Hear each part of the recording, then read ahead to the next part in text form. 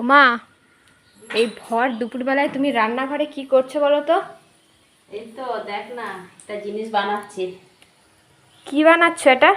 পাকা আমের ফুলুরি। পাকা আমের ফুলুরি?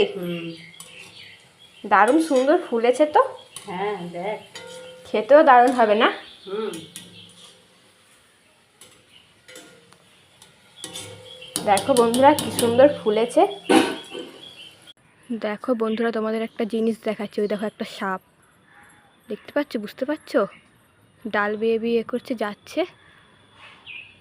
এই দেখো সাপটা কত বড়, দেখেছো? দেখো নামছে আস্তে আস্তে। দেখো বন্ধুরা, মায়ের এক থালা গরম গরম পাকা আমের ফুলুরি তৈরি করা হয়ে গেছে। আমাদের তো ভালোই লাগলো। তোমরা কে কে পাকা আমের ফুলুরি খেয়েছো জানিও। আর এই ভিডিওটা যদি তোমাদের ভালো লাগে তাহলে চ্যানেলটিকে একটু সাবস্ক্রাইব করে আমার পাশে থেকো। এই ভিডিওটা এই পর্যন্তই, দেখা হবে পরের ভিডিওতে।